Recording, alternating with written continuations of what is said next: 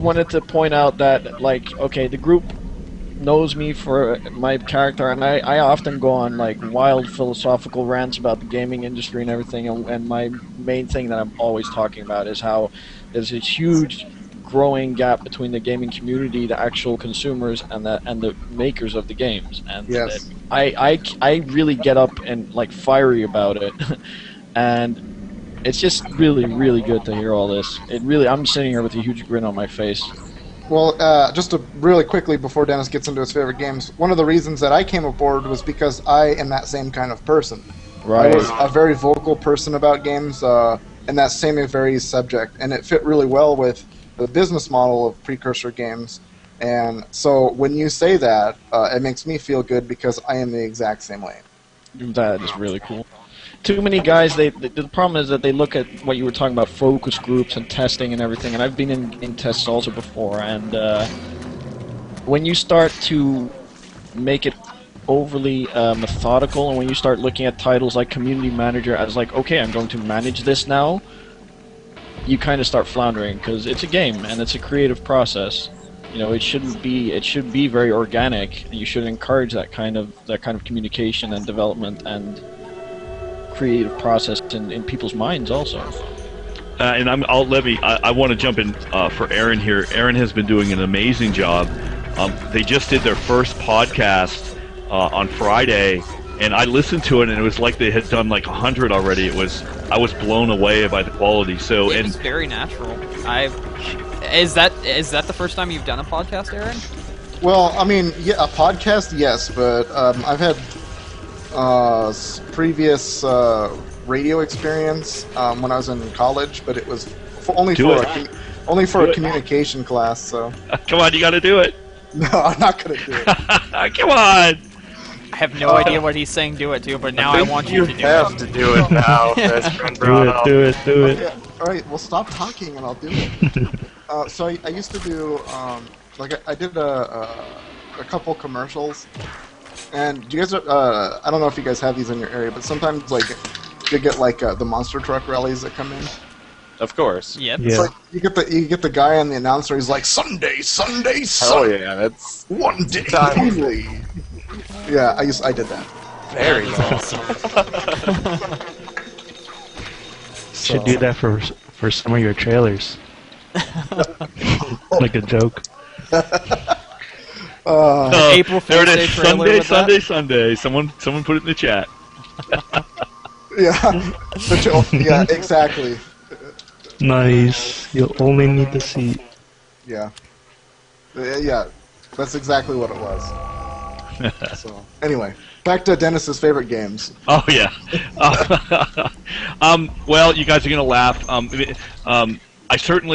been playing lately, though it's what I call a challenging community. I play League of Legends. Yeah, that one's tough. I also play a game that I got to tell you guys, I really love this game a lot. And it's a game that got released on Steam just a little while ago. It's an indie game called Star Drive. I haven't got to play that. That's a good one. You should play it.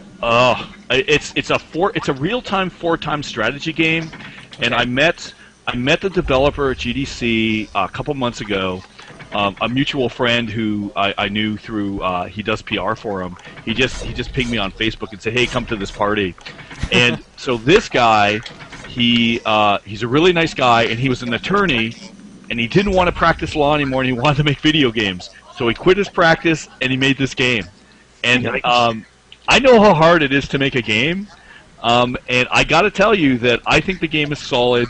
I love Masters of Orion, and there's a lot of games like Endless Space that I've been playing lately. I love Endless Space, but this game is really solid. If anyone's looking for an indie 4 times game, I would recommend this one. It's really, really cool. Yeah, I would too. That's good. Okay. I'm trying to think what else. Our favorite, well, not our favorite game. One game that we've been playing a lot together lately. Mech Warrior. Yeah, we've been playing Online. Mech Warrior Online a lot. I got to play some of that during Alpha. It's a lot different now than it was during Alpha. We played the crap out of that. Kind of got a little burnt out on it though. Yeah, it uses the Should Crytek try it engine as again. well. I'll definitely try that out again sometime. Maybe we can do a stream.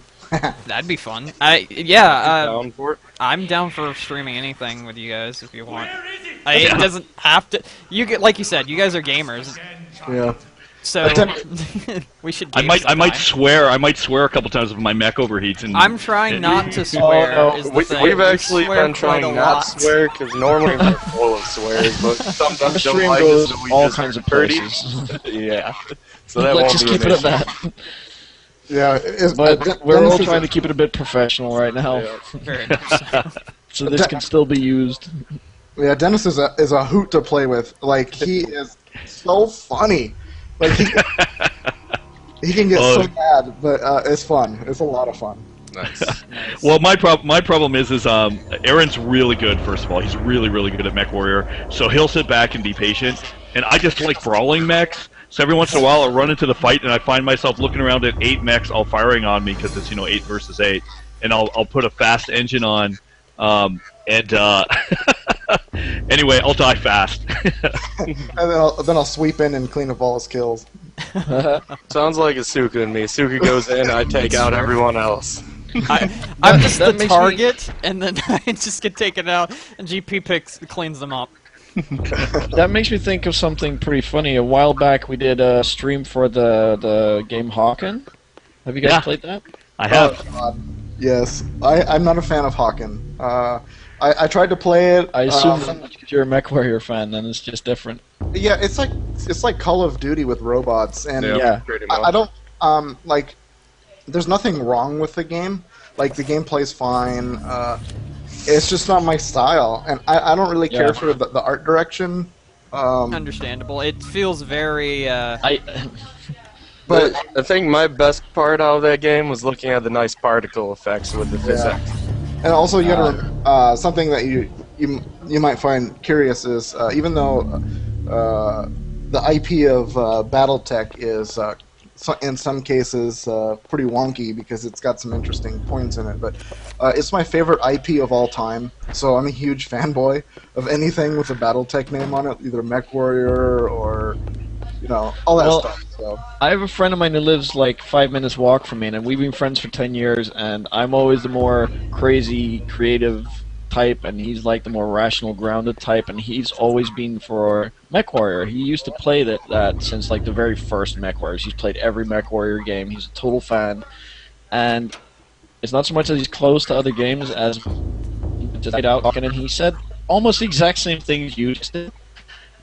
Along with that, he prefers MechWarrior and MechWarrior on now simply because it's more of a and Hawken can be more just shooting around, and he's like, if I want to play that, then I'll play Counter-Strike with you guys. yeah, I mean, I'd just play like Black Ops 2 or something at that point. Right. And I honestly Eric, found it pretty easy too, Hawken. yeah, it is definitely a fast-paced game, that's for sure. Aaron, the other one we've been playing a little bit's Path of Exile. We played that. A little bit too. Funny thing is, when I said paths earlier and I was getting all confused, it was because I was reading something on that, because I had never gotten to play Path of Exile, and I was actually looking into that recently. It's really quite good. If you're a fan of like ARPGs, like Diablo 3 and stuff like that, like Marvel Heroes, because that game is awesome. Sorry. Yeah, Yeah, I see it referenced all the time on the Marvel Heroes beta forums, I gotta and try I really want to check it out. It's a solid game.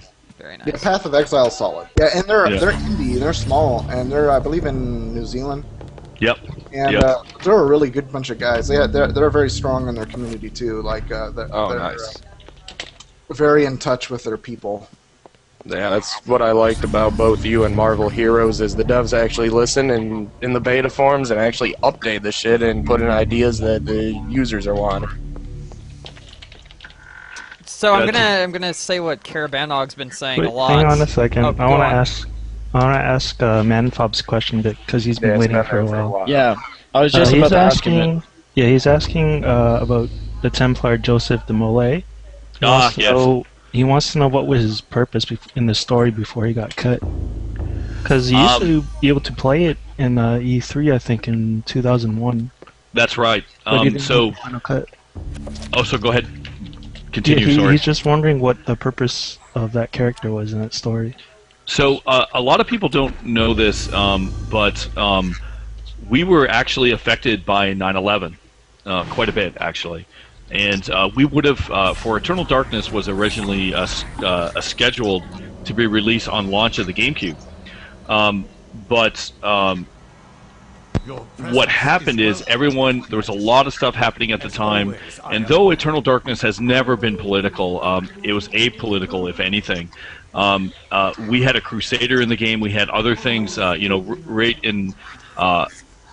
right that people were concerned if it was taken politically the wrong way, so we had to change a lot of stuff, and so Joseph unfortunately got cut. That makes sense. I mean, Yeah, that does make sense now. at that time it would have been a touchy subject, so. Yeah, I don't think there was nothing in there that was offensive at all, but it's just that it was just too crazy of a time. And the other thing too is that we're a developer in Canada, so even all the stuff that's going on, Canada's even generally in the middle of everything, generally doesn't get too involved in stuff, but that still didn't matter. So there was just a bunch of things that we had to change that took us about 4 or 5 more months, and we ended up just editing a lot of stuff, and unfortunately Joseph got cut. I really liked him as a character. I thought it was really cool. He was a nice he was a nice Templar, so it's just... Maybe in a flashback scene or something like that? No, it's unlikely he'll ever come back, unfortunately. Okay. So I'm going to ask a question that's been on my mind since I've seen the video for Shadow of the Eternals. That church. That church looks very, very eerily similar to the one in Eternal Darkness. Is there anything you could say about that at all? In Shadow of Eternals, nothing is like it seems. That's what I'll say. All right. I like that you did that. I do too. That was actually pretty cool. Take that, Asuka. Start thinking about things. I will. And while I'm thinking about it, I'm going to ask Karabanog's question that was in our discussion. Will the PC version of Shadow of the Eternals have the user-configurable graphics and control options via in-game menu? Options such as an FOV slider, shadow detail, anti-aliasing, mouse, keyboard binds, etc. Yeah, I would say that my quick answer to that is yes. We're using the Crytek engine. Everything you saw there was real-time running in the Crytek engine. And as I was saying earlier, a lot of people think that that's a rendered demo. It's not actually. We used, geez, I'm blanking on the name now, it figures. What's the capture software? Fraps. We just did a Fraps capture. That's all that is. Wow. So what we're going to, I was talking to Aaron to make sure people know, we're going to do another Fraps capture, and we're going to have some guys go over and show what they worked on in the game, but it'll all be running real-time. We'll take all the debugs down. So if you play the game on the Crytek engine and how it's configurable, you'll be able to fully configure it with the, we might even enable the debug pull-down menu. So we'll see how that goes. I don't see why we wouldn't, actually. Okay. I've just got 2 questions in the chat that were asked. First from SFK, do you have any backup plan if the Kickstarter fails? And second question is from Line. Will there be Steam achievements when the game gets green-lighted? If the game gets green-lighted. So certainly, it's not good if the green light does not go forward. Sorry, let me rephrase that. If the Kickstarter does not go forward, that's not good. We'll certainly try to do everything we can to get this into production, but if the Kickstarter falls short, and if the way Kickstarter works is we don't get any of that money, and we've already told everyone on our forums too, through our own thing, that we refund all that money, and that will all happen. So all the money will be refunded if the Kickstarter does not go forward. We will certainly look at other ways after that, and we'll do everything we can. But it's a tough road. Okay. So we're trying to make a game that you don't see very often. And when I look around, like even all the games that we were talking about, the games that we play, none of them are even relatively close to Eternal Darkness in any way. and I hope there's enough people out there that want to see it made. You know, time will tell. We're throwing it out to the community and say, we want to make this. Do you guys want to support it? So.